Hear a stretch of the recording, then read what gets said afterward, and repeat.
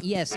Do you have the latest SKU? Yes, we do. SKU. I was wondering. Oh, Yes. what are these? I've never seen that Top before. secret. Remember round in the corner to see a whole wall of new toys at the drugstore or the old mall? Roll call, this is for all of those y'all who knew the half but just had to know it all. Reading backs of packs and needing backpacks. Well, you're in luck, Jack. These are the facts. Snap on, stay on, accessories, play sets, stuff you haven't heard anybody say yet. From the pre-pro, prototypes, histories, marketing, mailaways, mysteries, misfires, missile launchers, battleships. Hold on with a swivel arm battle grip. You have to get intel from those who know things and kept it all together like O-rings. Behind the scenes, R&D doing the art. Blueprints that got you glued to the card under the bubbles. Yeah, that's where the action is. All the reasons that you opened up the packages and played with it till you broke its leg. You never forget when you saw it on the peg. What really went on beyond the toy aisles? It's all right here in the toy files. Right here in the toy files.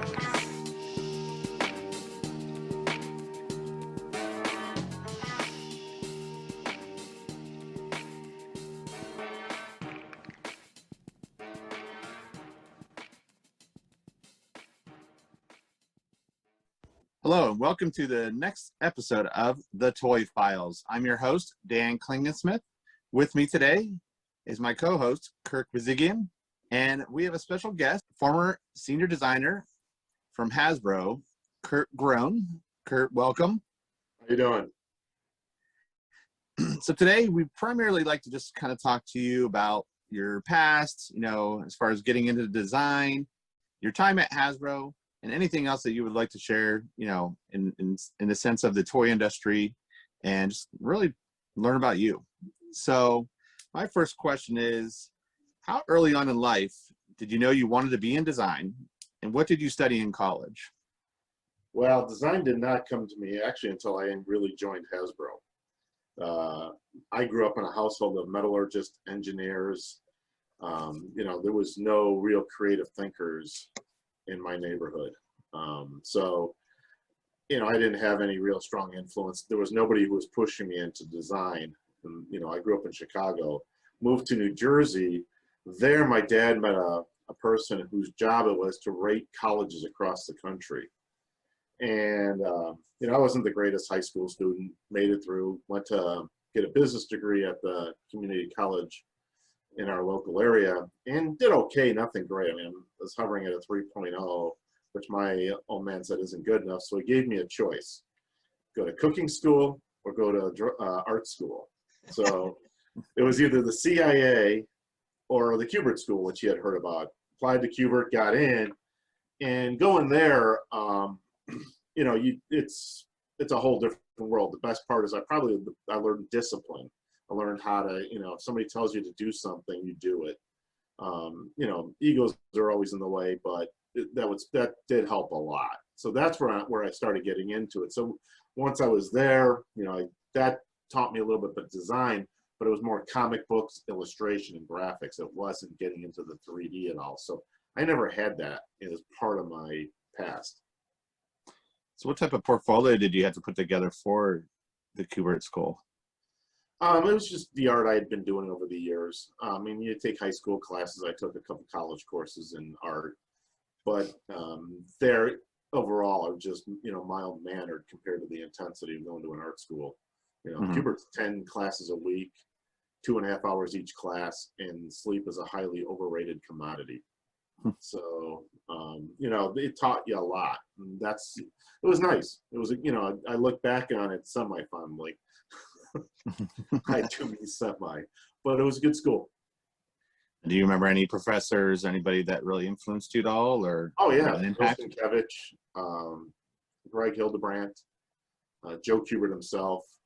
I'm drawing a couple blanks at the moment, but yeah, there was plenty of teachers there. Jose Delbo, all of them really were influential. The way they handled the class, the way they talked to the students, the way they made you think. You couldn't help but have somebody influencing constantly. Mm-hmm. And Kirk, you're a big fan of Joe Kubert.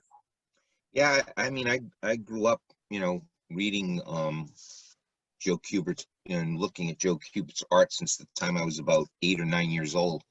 You know, I consider him one of the comic book masters, and I'm very jealous, Kurt, because what many people don't know about me, and although I haven't done it in a number of years, is I've always been drawn to art and sketching, and one of my goals early on was to become an illustrator. And when the Kubert School first opened, I mean, I was in college at the time and just said, nah, this would be too big a stretch for me to go to my father and say, Dad, I'd like to apply to the Kubert School to be a comic book artist. But so you had the opposite experience. So, you know, You actually thought I'd go to cooking school. So anyway, seriously, I knew that about you, that you had been to the Kubert School, and your artwork at Hasbro and all the design work you did on the figures that you designed and all, I could see the influence of that school on you. So Appreciate that. Yeah, it was the schools. Like I said, the good thing is it's about action figures, and if you want to put it that way, I mean, you're producing people who just think action figures all the time, like superheroes. It's kind of funny, you know, I draw today and my drawing style so changed over the years. Now I'm more of a cartoonist, but you can see the superhero sort of drawing in it. If you see the cartoons of my wife, where I love to draw big muscles on her, you know. So, and you know, like today, if you look on Instagram, I got this little my life with Norma thing, and it's nothing big, not a lot of people watching, but it keeps me drawing, and it's all about her. And you know, being short or being this or being her. So, but that's the Kubert part of me coming up. But it's a bit of the Hasbro part too, because what you got, you know, the team at Hasbro was so tight knit that, you know, you were always doing these goofy drawings and just kind of making fun of the world. That, you know, I kind of continue that today in a new way. Yeah, and I've seen some of those sketches that you've done. So you guys all gave each other a hard time. What's that? Some should never be seen again. Yes, for sure, for sure. Now, going back to your childhood, what were some of your favorite toys as a child, and you know, how did they influence any decisions that you made, you know, as you were designing toys? My biggest one was, I love slot car racing. I had an Aurora racetrack, the old T-Jets where you put the two tracks together with the steel pins, pop the plastic piece in the center. I still have that.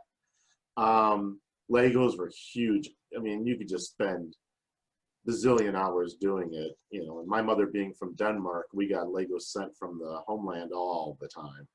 So that was really huge. And I did have a G.I. Joe. I had one. My next door neighbor had just gobs of them. And so we were always playing with those things. But it was, you know, we were tying them to trees, putting them on tethers, flying them, you know, being kids. You know, that was always fun, the posability of the figures. And then what was the other one? Is it Mego? Do you remember the old superhero figures? That was Mego, right? that was Mego, yeah. Yeah, I had a bunch of them because I was always a comic book fan. So, having it's just the child in you that comes out and makes you good with playing with toys, and understanding the simplicity of what needs to be done in a toy comes from that memory of childhood. As you get older, you tend to lose that, unfortunately, especially when you have the complexities of life. But if you can maintain that simplicity and thinking, that makes for a good toy. But the comics were more the influence on me. The cool gadgets. Iron Man was my favorite comic, but Iron Man and Thor. Okay, I was just going to ask who your favorite characters were or comics were. So. Yeah, I mean, everybody loves Spider-Man. He's the easiest to like. Right. But Iron Man was always mine. I love drawing them all the time. And then Thor was just good because I was into the Norse mythologies my whole life. So yeah, so those kind of influences, but they always had the cool gadgets. Now, granted, you can't put that on a small little toy, but what they did, you could try to do. Yeah. So, I mean, you're a comic geek, Kurt. Come on. Oh yeah, yeah. In fact, I'm spending my summer. One of my goals this summer is to get my collection organized, and to I'm on a number of Facebook comic book groups, and I've seen people share some of their comics, and I'm going to start sharing some of mine. My favorite time of year was the summer, where you could go and buy those 25-cent annuals. At the time, they were 25 cents. Yes. And you get, so I've got my Fantastic Four annuals, my, you know, all different kinds of comics that I would just, read over the course of the summer. My favorites were Sergeant Rock, Sergeant Fury. Those were great. And one of the things I always tried to get Larry to think about and try to push him into doing was add a little more of the elements of Sergeant Fury into G.I. Joe. And he did, over time. But those were my favorite comics, along with, Fantastic Four, like you said, Spider-Man, of course. And then at the time, Captain America. I just loved Jack Kirby and his, forced, anatomy and forced perspectives, and even the way he drew like crazy machinery. It just the things he put into that. If you really examine the stuff he did for Fantastic Four, the machinery and all, where that stuff came from out of his head is beyond me. So I agree. Artists that more influenced me were like Bernie Wright. I was a little bit weirder. I was into Bernie Wright and Williamson. Things like that. And then when later in Kubert, when Thor came out, Williamson did Thor? Yeah, those were my big influences. Yep. More that bizarre change, but I never took the time to really become and move my art into that direction. That's happening now. So, good. Yeah. I'm gonna have to start following you on Instagram then. It's very simple, very stupid. And right now, like I said, it's about my wife and Dumpling. Dumpling's a she. So if I ever bring up Dumpling, she named him. With your love of comics for both of you, when the Marvel, when the new movies have come out, over the last 13 years or so, did you have a little bit of excitement, like you're being a kid again and kind of seeing your heroes and all these people on screen? Or you mean the Marvel movies, Dan? Yeah. All the Marvel movies. Oh yeah. I mean, I'm I've had to adjust my thinking on some of the movies because they're not the comic books, so I've had to switch some of my thinking. These are the Marvel Comics universe. So I've had to get my focus readjusted in some cases. But yeah, I think the movies have been great. Oh, I love them. My wife, it's a good example here, is not a big fan. The Iron Man trilogy. Yeah. First thing she said is they taught you who Iron Man was in the first movie. She knew everything about him. Yeah. And that's the past. Whenever they did movies, they never really did the story very well. For Spider-Man, all of them. The way they're telling the stories is more teaching you who they are, then getting into the depth of the story, and then just knocking it out of the park. Yeah, and combining, and what I like is they combine the classic covers and classic poses from the comics. Yes. It's almost like they used specific scenes from the comic books to storyboard the movies. And your wife, my wife, shares a similar thing. She's not a comic book fan. She never was. Growing up, I mean, she'd read Millie the Model, but in Archie, she's still a fan of Archie. But she doesn't know the superhero movies. And yet, when she's always looking forward to the next, Marvel Universe movie. We have to be there opening night, because, like you just said, that they somehow have been able to capture the essence of every one of those characters, almost, and they tell their origin in that very first movie. Right. Well, if you look at like Loki, as a bad guy, as a character, I mean, the acting's beautiful, the writing's gorgeous, but he reminds you of the Williamson Loki so much, where he really is that deceitful, he really is that scummy, but he's that lovable at the same time. Right. And that's hard to do. But the other thing which you have with a comic, because the characters are timeless, you have an infinite time. How they were able to do it in such a finite time, even killing Iron Man at the end, that you can do that in a movie, which you really can't do in a comic the same way. Right. So they brought a reality into the comics, which you haven't had in the comic books. Yep. You don't have to have, So that part I loved. And the character, the fleshing them out really brought it, to a wider viewing audience than it would have otherwise. If it just stuck true to comics, you would have lost everybody. Oh yeah. Except for a few geeks like us. So Tim, So get control of this. Get control of this podcast. it's okay. It's okay to go off topic a little bit, because it's always interesting to hear, what your opinion is just on current pop culture too, to things that you enjoy. So, hey, it's okay. We got time. As far as positions that you've held, within the toy industry and, even prior or even after you've, left Hasbro, can you share a little bit more about that? What kind of positions you held, or, what helped you prepare? So, coming into Hasbro, obviously, I'm some putz who's, done everything like everybody else, caddied, worked in restaurants and things like that. Prior to Hasbro, I was working for a graphics house design firm, and the owners got divorced, so I lost my job. And so coming into this one, it was a very different position. The team was very unique. But moving on, I worked in Cincinnati at the Hasbro there, worked for KB Toys and Toys, heading up the development team and bringing in a lot of the Hasbro thinking.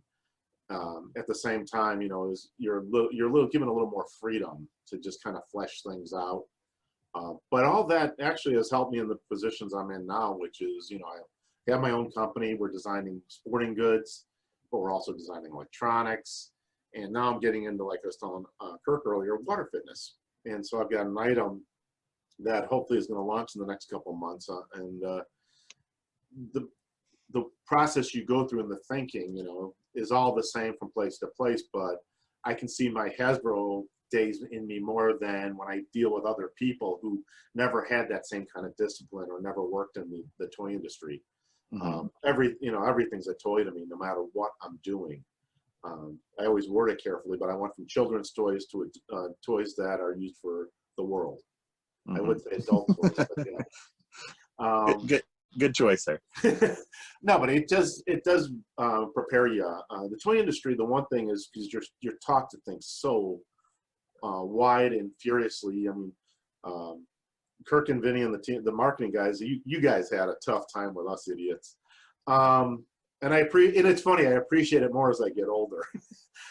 Because we were we're egotistical, we're loose, we wanted our way. We were childish. But that part is great to have as I'm doing the projects today.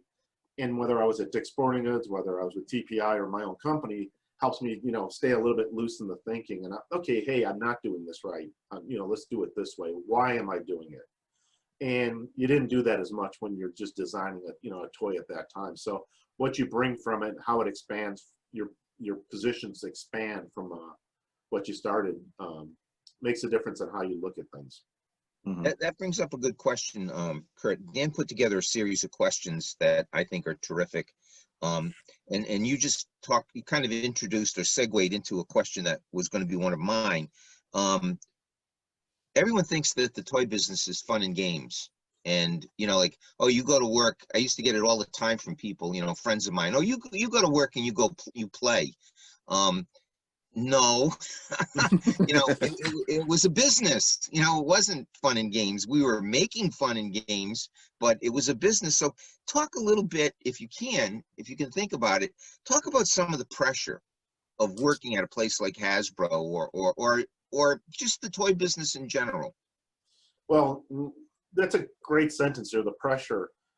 Let's face it, you started a project, you were 6 months late already. You were 6 months behind it. And people trying to explain that. Or we made you feel that way. Yeah, we were probably later. No, it's true though. You were always late. And if I'll go back to my favorite chaos was when we did Eco Warriors. The team was mutinying at the time. We were not enjoying the idea of doing Eco Force. It was an Allen project. Kirk's caught in between. Vinny's getting pissed at us. We're not playing nice. That's not toys. This is chaos. And we presented to Allen the product. I know you weren't happy. Vinny wasn't happy with what we were putting forward. You could tell we had put very, very minimal effort into it. And Ellen chewed our ass off and gave us 24 hours basically to get the whole thing back together. And we were there all night, Bill Young, myself, there was a couple others there. We were there trying to get this done. I remember Vinny rushing in, hair on fire, or whatever hair he had, and really ready to just chew us out again if we didn't have a good line. We came in with something decent. Kirk, you got to see it, and then we had to present it again. And he was satisfied with what we came up with, and it was decent. But the pressure to get that complete in that time period was just, it was a little too much. I remember going home later that day and crashing till, you know, like 3 in the afternoon and crashing until the next day, because we had just put in, you know, 24, 48 hours of just total hell. But then again, it was one of those things, you didn't see that happen again. You never caught us, you know, mutinying the same way, because we weren't going to go through that. You didn't want to go through that. So those pressures are there. Yeah, there's some fun stuff, and we did a lot of stupid things. We stole your video game that one time from your office. Yeah. I never did get my macaroni and cheese dinner, but you know, that you have those moments of fun stretched in there with sheer terror of getting the projects done. The toy industry is not for those who are weak of will or heart, you know. Mm-hmm. And you have to stand up. The other part is how you stand up for yourself. I wish I had done it a couple of times more, and I wish I had done it a couple of times less. You know, I look back, you know, we all have egos. We're all a bunch of idiots. And I mean, the designers more than the marketing guys. And you guys were our parents. You know, you're trying to, you know, I always say with children, you don't tell them what to do. You just kind of bump them. That's what you guys were doing with us. Yeah. But you think about the egos that were involved with it. And well, I always saw my job as being an editor, and looked at it in those terms. I was the editor of, you know, your creativity. right. And I tried to always, and I hope I did this, I tried to always defer to the designer, and say, you know, okay, hey, that's their vision, that's their design. But then my job was to make sure it could fit within the parameters of costing, fit within the parameters of the bigger story that we were trying to tell that year for the Joe line. But it was always, you know, it was always a challenge, and it was always a good challenge. Like I've always said, I never had a bad day at work when I was with you guys at Hasbro, because I considered working with you guys, all of you, you know, whether it was the designers, the engineers, sales, anyone that I came into contact with on a daily basis at Hasbro, I always considered everyone there like friends. We were trying to, you know, accomplish a goal, a task. And yeah, there were times where we'd have a little bit of, you know, conflict, and we'd butt heads with one another, but that's life. I mean, that's, you know, that's what what work is. But I think at the end, what we put out, the speaks for itself. And yeah, Eco Warriors was kind of forced on us. But I think the end result, and yeah, I'm glad you admitted that, you know, your first crack at it was not what you guys wanted, because you guys were rebelling against it. I mean, we were all being forced to do it. Yeah. But the end result, I mean, I have to say, and I take a lot of heat on G.I. Joe forums for Eco Warriors, but I'll defend it, because at the end of the day, it expanded the line. At the end of the day, we put out some great toys, and those Eco Warriors, when you really look at them, turned out to be great toys from a toy point of view, because they did things. You know, they actually did things.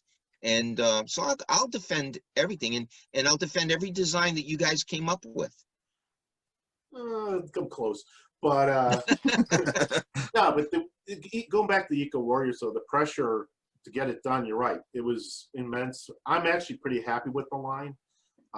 Hindsight's 2020. If I had been a little more mature in how I looked at it, we probably would even come out with a more intense line.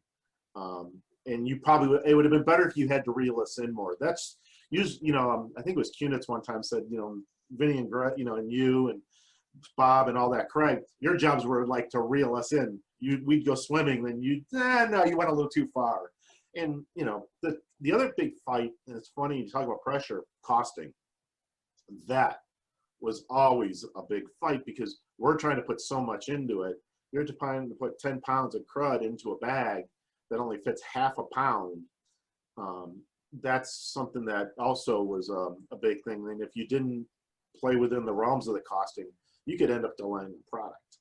And that was another thing that was you had to deal with. And then the engineering. That was another place. We were always butting heads because engineers like circles and squares. And we're shaping around it. And the more we could push the engineers, the better we were. And they were pushing us too. You know, they wanted to make a good product, but they also wanted a safe product, a strong product that met Kirk's needs for making it to market, met our needs for making the design. It's, you know, again, you know, people like to think it's one person driving. It's, you know, it's a lot of people. It's a lot of things that have to be bridges that have to be crossed. You know, and to Kirk's point, you know, there are days it's just going to holy hell. You know, it was fun. I look fondly on it. I do. It's, you know. Yeah, despite it all, right? Yeah, you gotta love it. You know, the pressures were there. You know, you didn't always get you very rarely got what you wanted completely. You had to accept you got what you needed. And that's very much how you make a good toy. That's a good way of putting it. Let me jump in with another question because kind of ties in, or I want people to understand the scope of what and breadth of what you worked on. You're one of the few people who, in addition to working on the 3 3/4 inch line, you were the lead designer on the 12-inch reintroduction of the 12-inch line. Right. So why don't you talk a little bit about your role in introducing the 12-inch line to, or reintroducing the 12-inch line? Right. So the 12-inch line had the two actually two introductions. You had the Hall of Fame and you had the Classic collection. The Hall of Fame, I think it was Kirk Heineman and Lori Dahlberg had done a Duke, and it was sitting in Don DeLuca's office for a long time, and we just loved to look at it. One day, I think it was it was Greg, Dave, myself, we're sitting underneath one of the pyramids, which is like a meeting area at Hasbro in the big building. And Vinny came running around the corner saying that Target was interested, if I could speak, in introducing the 12-inch line again, that classic look. And I popped out of that chair so fast, I trashed Don's office. I think I cleared his desk as I was leaping over to get the figure. Came back, and I think the whole time was like 5 minutes. I had it back. We were showing it to him, and you could just see the excitement of getting it done. The only thing that was wrong with that excitement is we were so in motion, nobody ever stopped to breathe. And we did that big bulky figure with the exoskeleton inside with the rubber uniform. And I guess we should have tested how well, like the hand size, does the rubber slide the character, the clothing on. It ended up having such limited movement that's the biggest disappointment with the Hall of Fame I had, was just a limited movement. I loved the way the characters worked, they felt. When that thing came to market, man, the excitement within the team and then the building was just palpable. And everybody was involved with that one, down to every little part, because we all had such passion for it. That was really fun. I gotta say, that was a blast. Greg was nonstop over my shoulder, double checking things. I had units in there, double checking to make sure the guns fit a certain way. Bill, everybody. The flocking of the hair when we made that decision, that was one of the best decisions we made to do. Just give it the life. So bringing that to life also introduced me to soft goods. Now, I'd worked a little bit with the Cabbage Patch team prior, so I had met Alana and a few people. But getting involved with soft goods now, that's a completely different way of thinking, because you can chatch these things up all you want, put all the gear on, but does it move with the fabric? All of a sudden, that stupid fabric changes the world, and how the kids will play with it. And we were looking at it as a toy too. That's the other thing that was great, Kirk. We did it as a toy. We didn't try to do it as a collectible.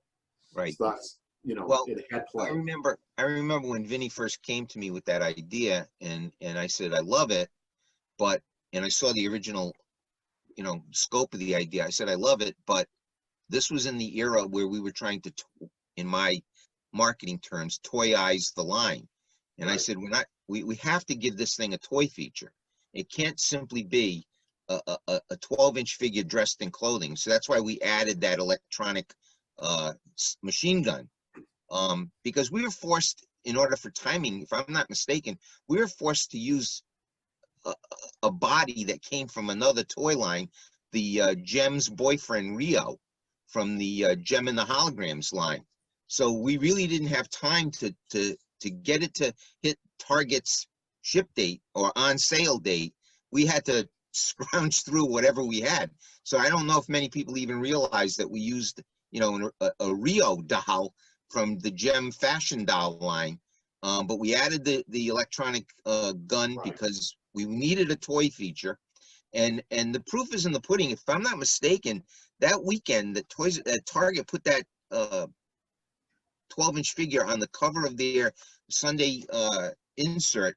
I think they blew through 150,000 pieces that one weekend, and quickly came back for another reorder because they ran that same ad on instead of the front cover, they ran it inside, and they came back for, I think, another 100,000 pieces later that year, maybe 8 or 10 weeks later. I mean, we got a call Monday morning from the buyer who said, hey, this thing just blew out. You can't find a piece in the store at the end of the weekend. And kids were playing with it. That was the Oh, best yeah. part. You go out and you'd see kids. It wasn't just adults. It was kids playing Yeah, with it. you don't great. sell that many pieces to collectors. You Right, don't yeah. sell that many pieces to collectors. It had to be kids as well. And I And- think I've shared in the past, you know, that kind of got me into, yeah, I was older, of course, but, you know, I continue to get those, you know, for my mom and, you know, for whether it be Christmas or whatever. And I think she did it to keep me, quote unquote, as a kid, you know, Sure. humble enough to be a kid. But it really influenced me getting into collecting because, yeah, I would take them out and I would, you know, check them out and turn them around. And then I would put them in her china cupboard, I think I shared prior. And, you know, nice little addition to that. But she was okay with it. And then, yeah, then eventually, you know, I kind of started gearing towards the 3 3/4 inch after a couple of years of having the 12-inch line. So for sure, it influenced me in many ways too. Ironically, you know, I mean, I still have all my Hall of Fame. You know, I have my favorite classic characters from the 12-inch classic that, you know, Kurt just mentioned. But yeah, I have all my Hall of Fame, you know, still with me today. So. It's interesting though, is the classic collection we made the opposite mistake, where we made a better body, more like the 1960s GI Joe. I'm talking to Sam Spears about this. Yep. We didn't make it a toy.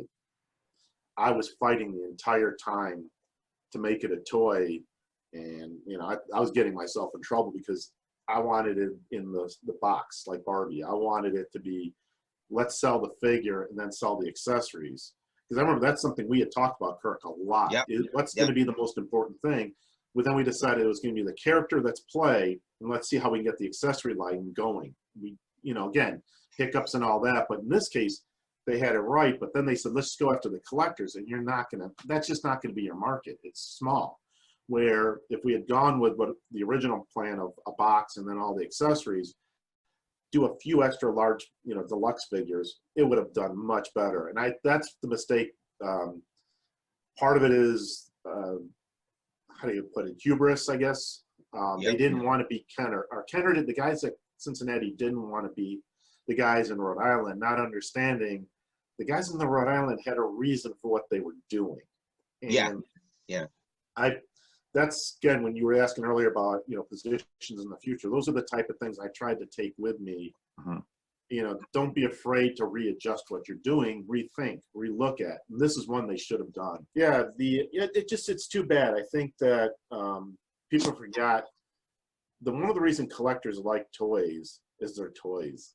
And you're reliving your childhood. And if you just do a collectible item, it just doesn't work. I get Barbie a little bit because Barbie that's a very small segment of the line. They do it for collectors, or like what we did on GI Joe 3/4 inch. we'd recolor them a little bit. It's still the same toy, but it gave the collector something too, but it never took it away from the kids.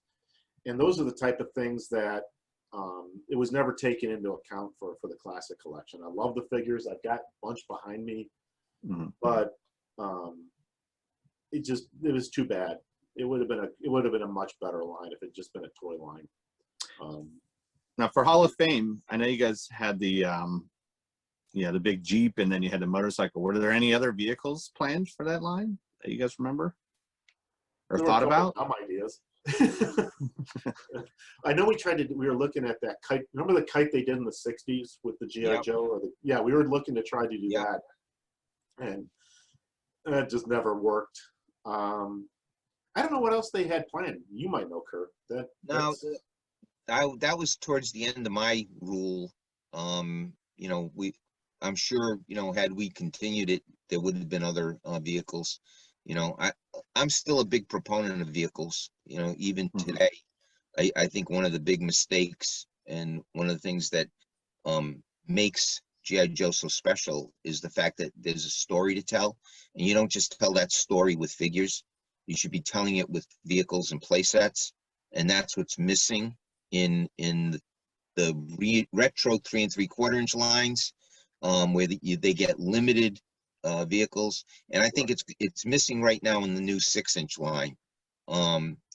There's got to be a way to play with these, and the way you play with them is with vehicles and play sets. You don't just have figures to play with. So I just think there's a missed opportunity. I think it's across the board. I don't think it's just G.I. Joe. I think a lot of toy lines are missing that vehicle aspect, new and old, whether it be a retro line or not. I think that's, and do you think that's heavily influenced by the retailers as far as shelf space, that they don't want these vehicles, or what are your thoughts behind that? I'm sure the retailers have play a big role in that, or some role in it. But I think also if you give interesting vehicles, they'll buy into it. Toy, and I think we all recognize a great toy.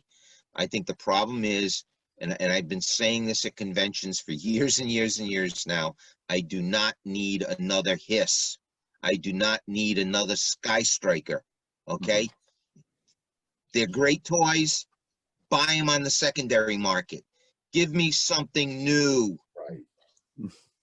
Well, the one thing too is back when you were doing it, Kirk, and this is before I got in line, when you were on and the team were really taking the line up, the tooling cost on figures, the tooling cost on vehicles was astronomical. Today, I can do a lot of those products, and the tooling cost is so much less.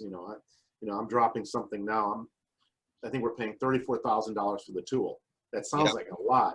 That's a 300, 400,000 tool way back when. I was just going to say, can you give us a comparison, Kurt? Yeah.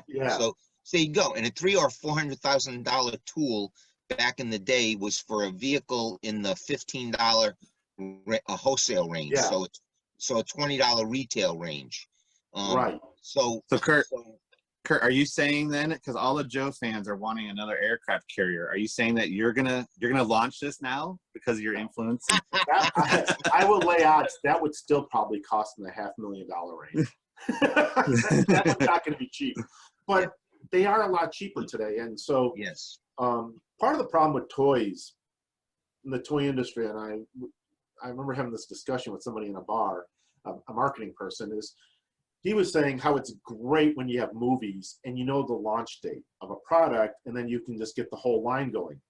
My line was, the problem is, when the launch date is, and when the death of the toy is, because they're only going to last a month, and there's nothing to continue it on. The industry hasn't moved with technology very well. YouTube, you could sit there, do the whole relaunch G.I. Joe with the cartoon, take the existing cartoons, put them out one day, wait a few days, put out another one, but leave the other one behind it. Then pretty soon you've got it so you can have 20, 30 of these cartoons on YouTube, but they can keep watching them over and over and over. Kids binge watch all the time. I was bad. And it would keep it in front of them, but it also keeps it in front of them year round. A movie only has a finite area to do it, and then you can grow a line. Batman one of the beautiful things about Batman was it had an animated TV show. It had the history behind it, a comic book. And the movies were blips. And I remember being told one time, don't follow the blip. That's not where your sales are. That's a nice spike. Look at the plateau. There's no plateau with the movies now. You know, Star Wars is a little bit of a freaky thing, but Wonder Woman, it blipped, but then the sales just tanked right after. That's, you know, the toy industry has to take control more. What G.I. Joe did, though, and this is Kirk, it's Dave, it's Ron, it's everybody. You were the creators. You were building the line. It was right here in your heart. So not only were, like, you had to deal with the whole TV show thing. The only thing I had to do with the TV show was, yeah, that looks like the character. Kirk's got to worry about, is it getting the message across to the kids I want? But you were creating something that was being put in front of the kids that was supporting something else that was supporting this. And you had a three-legged stool. You don't have that wobbly one-legged stool you have today. Mhm. And so that allowed for that depth of the line to, you know, to go a lot farther. And that's an excellent analysis, Kurt. Excellent analysis. And I learned a lot of this more, I hate to say this, at KB Toys. Yeah. I can look back when I was there as a retailer and Mhm. having the comments with CB Alberts and, you know, Dave Nowitzki and all that. And, you know, Yep. we had good conversations on this. Yeah, I mean, I just think it's, I mean, we've all had discussions offline, you know, how, you know, I would love to see, you know, toys be toys, you know, again. And in a larger, I mean, there are some, of course, but for action figures, I think it's, like you said, it's kind of gone that movie route. And I think there's a way to get it into the child's hand again. You just have to think differently, think outside the box, and think like a kid again in many ways. It's also this thing where, too, is again, technology, like when I hear people go, we have to have an app, we have to have this, we have to have that. And no, you don't.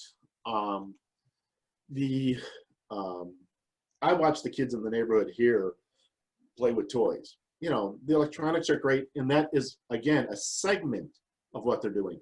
It's not everything they're doing. Mm-hmm. You know, so yes, the video games and all that are a segment, but they are going to play with toys. They're going to draw with their crayons. They still do all the kids thing. They just have that one more thing. And as this generation's coming in, it's like us. We were the TV idiots. You know, they put us in babysitting in front of it, but the next generation broke away and they were back into playing with toys. They used the video or the toys to play with, and you watch the TV to entertain for a little while, but then you'd start beating each other up again and all that. It's the same thing. It's a cycle. It's a yeah. cycle. So we had a question from a fan, and I kind of wanted to see what your thoughts were here. So Eric Inman had asked a while back, because again, you know, originally I planned this interview a while back. Having worked on a variety of different types of toys, which of the lines that you worked on would you say had the most unique challenges for you? And which line surprised you with something about it that was completely unexpected? Well, one, G.I. Joe is, again, the most unique because we were the owners of the line. We didn't have to worry about a licensor. You didn't have to worry about the demands of 60,000 people trying to each get their finger in the line. We had to make within the team. You know, Alan had his passion. You know, the other management had their passion. You know, then the team led by Kirk had our passion. But when we went in, we always had a reason for what we were doing. And that's what made it unique. We were the creators. We could break the rules that we set up. It was always, you know, not everybody agreed again. And that's what made it good because it kept us in check. You know, I remember, Kirk, you guys let us do I had a snowboard and I had put a melting G.I. Joe on the bottom like it was in flames. The check and balance we went through on that to get that through, I thought it would never make it. I kind of did it as a joke. Kunitz thought it was cool. Bill thought I was an idiot. You know, and we got in front of the marketing team who first said no. The instant answer was no, which was good to say because then I'm not going to fight that hard for it. But then you guys let me do it. You know what I mean? We were the creators. I broke the rules. I had the team support behind me. You said no, but then you said yes because now instead of just knee jerking, you thought about it. And that's what you don't get on the other lines. You do some of these licenses. Oh my God, it's painful watching some people argue over things. And especially the movie, or I think of Men in Black. I worked on animated series, toys, and just watching this people, 20 people in a room, make a comment, and it went around the room. And by the time I got back, I have no idea what they said. And we ended up having to go back to California after the meeting because we didn't understand anything they said, and we had to have the meeting all over again. So that was one of the unique things about the line. Mm-hmm. And it translated all the way up to the 12-inch figures. It was never about one person's vision. It was about a team creating a vision with the rules. And I love that. I mean, you know what it was like, Kurt. It was Oh, yeah.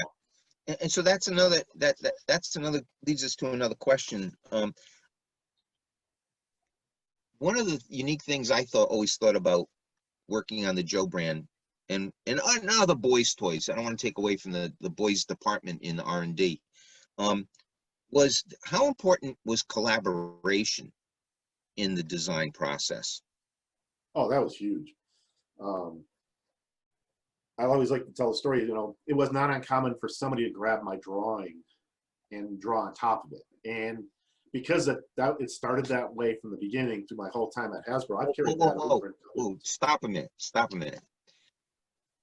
Someone would grab your drawing and draw on top of it. Now you're an artist, okay? Did that offend you? Or was that the way we did things at Hasbro that you quickly adapted to? Talk a little bit about that. That's a great question. There was the way you guys did things at Hasbro, and I quickly just said, all right, this makes sense to me. And I did it to others after a while. I'll give you a quick side story on that. When I left Hasbro and I went to a company called BDNA, I worked with a young lady named Mia Brooks. She was working on something. I grabbed her chair, pulled her away, and started working on her computer. And she said later, she goes, she thought I was the biggest a-hole she'd ever met. But then she said later, as I kept working, she kept working me. She goes, that was so cool. And it actually was adopted in the team at BDNA. So you guys, you had a culture within itself that, it was either adapt or disappear, I think. That's in my head. Now, whether that was true or not, you guys created that culture. And let's face it, I mean, it wasn't uncommon for Greg to take one of her drawings, or you, fold it in half and say, I like this part, I don't like this part, do this. And you would piece it again on the wall, and we'd create something that way. You just destroyed my drawing by folding it, but it just meant I had to redraw again. I got to have a little fun drawing. So yeah, you guys didn't give me that. You didn't give me a choice, and you didn't give anybody a choice. Scott Morris came on. We did the same thing to him. Alexis Shrimp, Dave Grober, all these poor people came in, and you would just. It was like trial by fire, but it was great. In the end, it was such collaboration. And I watched that with the vehicle guys, the way they did it too. You get Coronius, Guy, any of them, and the way they did the same thing, and it was just really fascinating. And yeah, I think that was what was the hallmark of, and that's what I mean when I say when I came to work, it was coming to work with friends. You could do that. You could do that kind of thing to a friend, to somebody you respected, and I respected all of you guys, but someone you respected who hopefully when you did it, they shared the same respect for you to say, hey, that makes a little sense. Let's try it that way. And I think the whole, the whole was greater than the parts that were individual. We kind of came together on every project. And I think that's something that I'll always remember about those days. Yeah, I can remember doing a sketch one time, and I don't know who's got it, but it was funny. I was drawing something, Vinny grabbed it, and my pen was still on the paper. It went away. And there's this line going across the paper, but he liked what I had just done, and he was running down to Greg to say something about what I had done. I never saw it again. And it turned out it was in Bill's office, because Bill was actually adapting it to something he was doing. And it was just kind of funny. But I was just like, what the hell? But there's nothing wrong with that. And, it was just part of the way the team did things. And it was carried throughout the entire department. There were always people who weren't playing that kind of game, but it didn't matter. It was adapt, survive, and go on to the next thing because you got too much to do, too. You know, Dave DeForge and I, when Dave was coming in, we used to collaborate and draw on each other's too, and he thought that was fun. You know, and if you look at some of the drawings, you can see both our input, some of Ron's input on stuff too. Yep. You know, Yeah, I mean, that was the other thing that I think you guys did really well. You sought other designers' opinions out. You weren't just closeted to your cubicle and to your chained to your drawing table. You would, if you ran up against a problem, or if you saw that, hey, maybe this character is not working out the way I want it, you'd go get advice or seek out help from someone else. And it could be Ron. I mean, Ron had been off G.I. Joe now for a few years when you came on board, but I remember you having conversations with him all the time, and you know, just saying, hey, you know, what can I do here? You know, I know I'm speaking for you, but I mean, you know, there was that kind of relationship that I think we all had. It's important to have that trust. We're doing the same thing with the drawings right now. If you know, I mean, you're saying exactly what I would say. I don't need to do that, and that's what everybody had was. I always don't have to do it myself, and that's part I really appreciated with the team. And you look back on it fondly. Yep. So, and I carry this forward. I mean, I still do it a little bit today to people. That's not crazy, but Dave Kunitz and I were at a G.I. Joe convention in Chattanooga, and we met this guy, and we were talking about this, and he's like, man, I would have been down to HR and complaining, and we're like, sorry, dude, that was just the way we were. And, you know, people have seen in everybody's sketches, and there's somebody else's little sketch on there, and there's some goofy things said, and something you can't show, some things you can, and that was beautiful. It was just so stupid. And if I recall, Kurt, you had a lot of, I think on the wall you had a lot of figures, the carded figures, right? Yeah. Tacked on your wall, right? Just to kind of, just for, you know, so you can see the previous figures created for influence, or, I mean, you could share more about that than me because, you know, you were doing it. Yeah, that was there for that reason. Colors, design, backstory. It wasn't uncommon. If you actually looked at a lot of them, they were open too. Mm-hmm. It wasn't uncommon for somebody to grab them and put them in a vehicle. You know, you'd see somebody walk in and take it. You know, they were there for a reason. Mm-hmm. I also had some turtles. I had some other ones to remind me that there's somebody you got to fight against too. So yeah, we had those ready to go. Color schemes were big. You didn't want to always do the same greens. You didn't want to always do the same colors. So that's what they were there. You know, what did you do the last 2 years? You know, what did Dave Kunitz do? What did Bart Sears do? What did Mark do? It was better than the drawings sometimes. So we've got another question from a fan. I'm going to jump in on this. Dan has collected questions from some fans. One of the bigger Joe fans is Gray Childs, and he has a question, and I think it's kind of interesting. He said, or is asking, what was your favorite Joe that got left on the cutting room floor? Tell you the truth, I have no clue. Yeah, I know that's a tough question. That's a tough question to answer. I know. It's hard because I had done I'd done a couple of Lady Jays. I'd done a couple of Baronesses that were kind of behind, but it's tough because I was doing the Manimals, right? Yeah. Actually, some of them. There were a couple that remember we were doing the ex-Joes, ex-soldiers. Yep. I was going to bring that up. That would probably be the one. Dave Kunitz and I came up with this guy, CD-ROM. And he had all these wheels on him. And we actually had a working model. That would have been really cool. And I had another character that glowed. And there was another with smoke and all that. I wish we had actually gone forward with that line. It would have been kind of unique to see where that would have taken Joe, how it would have played. But that's probably the one. Yeah. And that's interesting that you say that, because if I were asked the same question, that would be my answer, was ex-soldiers. Where would, and that was a working name. I mean, you know, and people ask me, where did that come from?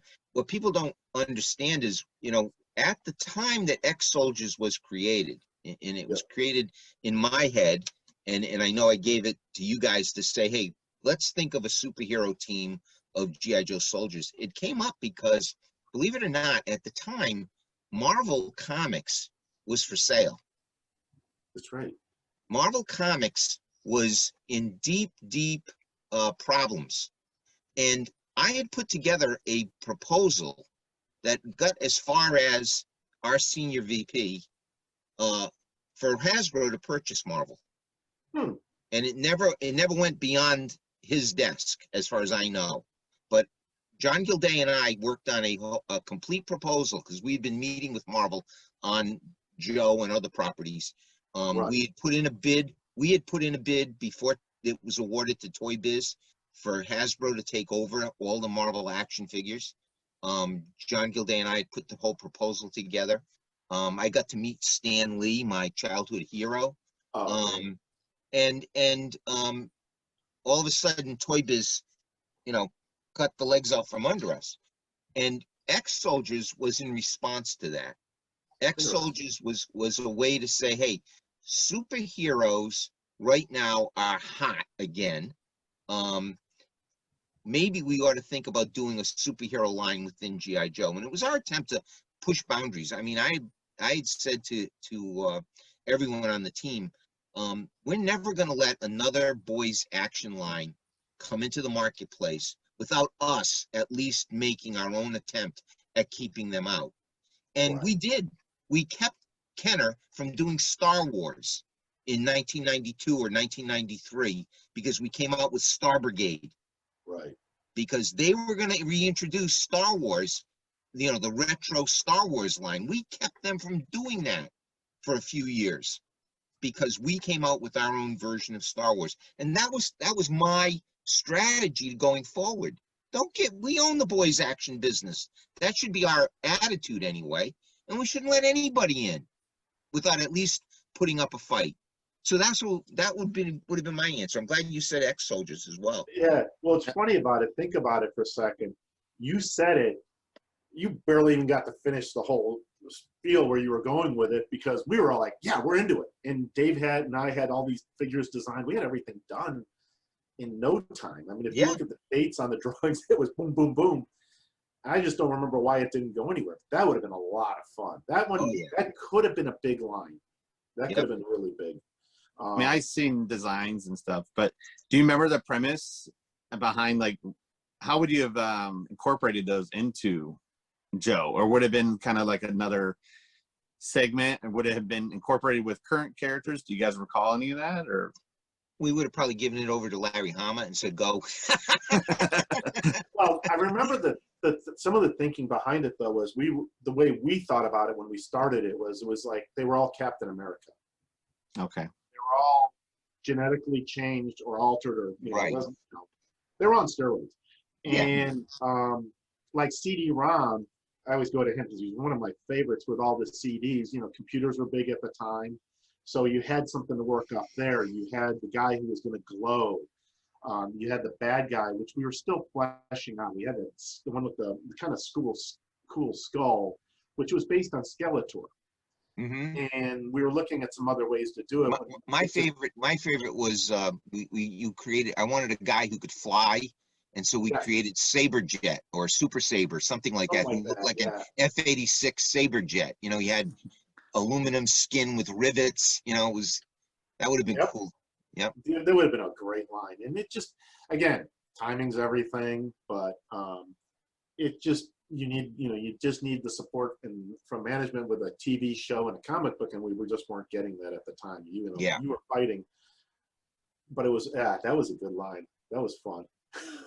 Sorry, I'm getting fond memories of that one right now. It's the stupidity between all the things we were coming up with. We made it much better. Now, was that prior to Savage and all that? I can't remember the dates. Okay. Yeah. That was prior to Savage. Okay. When it comes to G.I. Joe, what do you feel is your biggest success and your biggest failure when it comes to the brand itself? Well, I think you saw that we didn't get the Ex-Soldiers. I'd say was a big failure. The success, I just think the success was that we were able as a team to put out, and I'm coming in on it on the other half of it, but the team's survival through all those years. I mean, how many years was it? It was 10, 15 years it went. from the beginning, it never lost its momentum within the team. Mhm. And what I mean by that is there's projects you work on within a team that even from the beginning, you can see it's going to start slowing down. It's not going to have the passion. This team had the passion. So when I came on board, I'm getting swept up in the wave, and to us, that wave will never end. We never had the thought, oh, we're fighting to keep it alive. We're always thinking that we're fighting to keep going, and we're to make it better. And you're always trying to outdo yourself the next year. That's a unique situation to come into. To do that for those many, I did it for 5 years in Rhode Island. That's tough to do when you really think about it. But at the time, it seems so easy Well, because we all had that. the thing that people need to realize is, and Kurt knows this, G.I. Joe was Hasbro's most profitable brand. We were never as high in terms of sales revenue as Transformers, but we were the single most profitable brand at Hasbro, year in, year out, and we drove that company's profits. And so we were always looked as, the elite, if you will, the people who worked on G.I. Joe. We were the elites. We were always the last brand to be shown at a line review, because people expected to be blown away. And when they weren't blown away, we'd get our heads handed to us, and we'd have to regroup, and 2 weeks later represent in a special meeting, because that's who we were. We were expected to outdo ourselves every single year. You're the A students of the classroom, and you're expected, right? Yeah. But it was And- also, it's fun. Kirk puts up a good point. We were the last one shown, or sometimes when we were there late at night, but it was, you could see the passion with the upper management. Alan had it in his heart. This was the company's baby. And so he was detailing this very well. One of the things, I'll tell a funny story about being in Cincinnati, and we were presenting G.I. Joe, and we were going to be in the middle. And Alan had seen 2 or 3 lines, and they took a break, and I got pulled to the side that he wanted to talk to me. He said he's going to chew my ass out. He's just going to start yelling at me. And he knew I could take it type thing because, again, as you know, Kirk, we were the ones being usually scrutinized, and we were held to a high standard. Yeah. Walked out, we pulled the line out, and man, I showed it. Karen Lehman was the other person at the time, and we got our asses handed to us, imaginary-wise. He was just laying into us. But the reason he was doing it is he was trying to show, this is my baby. If I'm going to rip these guys apart, what am I going to do to the rest of the teams if you don't put together good lines or good presentations? And I could see the whole presentation the rest of the day was much more passionate about what they were doing. They were much more prepared all of a sudden.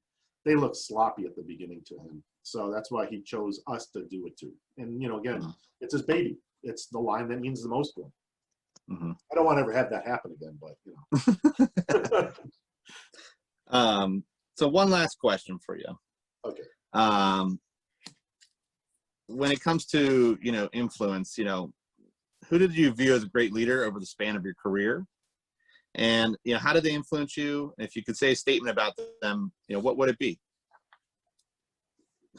That's a tough one because everybody had coming in as like a rookie as I was to the Joe line, everybody had a different influence on me. Bill Young's creativity, he's probably the most talented designer I've ever worked with in my life, and I've had the pleasure of working with a lot of talent.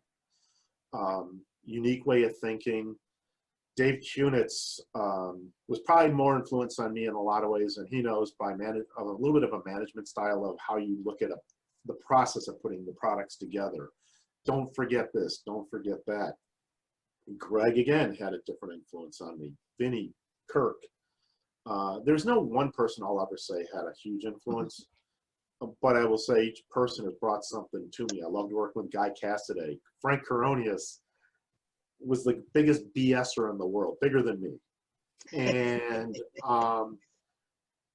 but I learned a lot about, in his BS, how to handle a presentation situation. You had Kirk, think of us presenting to you all the time. And Frank would just pull things out of his ass in ways that nobody else could.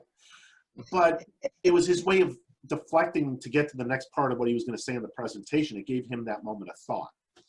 And, so those type of things from each person, how you put a line together. Like, Kirk, you would sit there in a meeting. This is why we're doing this. This is going to be the line. This is going to be the margin we need to make. This is how we're going to attack it. And again, I've said this to many people. These are what I brought from Hasbro. Everybody gave me a segment of how to do it. And I think my career has been successful over the years because and it doesn't just work in toys, it works in every product I've built. Think is another thing that came out of that. Make sure you think it out before you just run ahead. Took me a while to pick that one up, as everybody knows. But today, again, the way I look at my business is and set it up in that thinking is the same way. So it's hard to give you one person. It's better to say the team influence. No, right? And honestly, I think I almost appreciate the fact that it's not one person. It is a team. It was a team effort, and I think that's one thing for those of you who know me really well. I mean, that's why I do what I do. This and in the books, and really trying to feature and feature everybody and try to incorporate as many people as I can.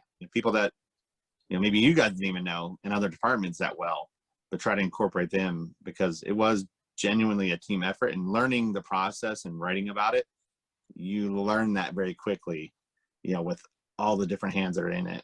To make, it's one thing to design something and do that, but then to continue it on through the process of physically having something in your hand is a whole different game. So, Yeah, for sure. Kurt, I think you gave the best answer to that question that anyone could give. If someone had asked me that same question, I would have said I would have answered it the exact same way. I would have used different people because of, we worked in different areas.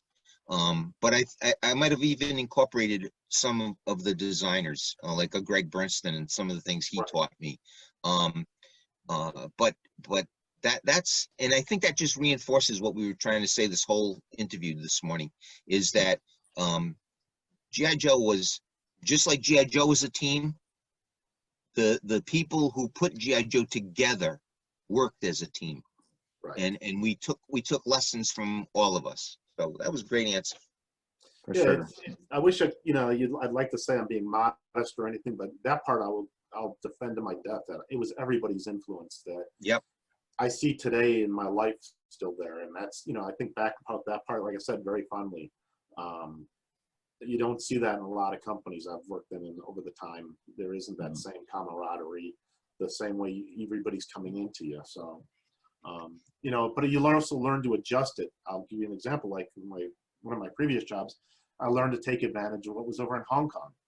They taught me again how to think differently. It wasn't just one person; it was a lot of them. And how I deal with factories and how I deal with people over in foreign countries is because of that. But I still go back to the G.I. Joe days of saying you accept this kind of abuse ahead of time. For sure. Well, again, thank you for coming on. No problem. And we look forward to having you on again, because I had some questions. We can continue on, and I'll continue to bug you as well offline. Anytime. But I appreciate you, Kirk. I appreciate you coming back on. And I know it's been a while. I do apologize to everybody who listens. Our goal this summer is to do some recordings and kind of spread it out, over time. But thank you for joining us. Kurt, great seeing you. Good to see you again, Kirk. Thanks a lot. Good luck. We'll see you down at some Joe conventions in the future. I hope so. All righty. Take care, Once buddy. this is all over. Take care, guys. Special thanks to Sean Berg, a.k.a. Word Burglar, for the great introduction music for the podcast. If you'd like to hear more of his music or check out his new album, Spaceverse, check out his website, www.wordburglar.com, or on Facebook at Word Burglar. If you'd like to learn more about the history of G.I. Joe, please check out my book series, Creating G.I. Joe, A Real American Hero. It can be found at www.creatinggijoe.com, or you can find me on Facebook at Creating G.I. Joe, or on Instagram at Dan Klingensmith Jr.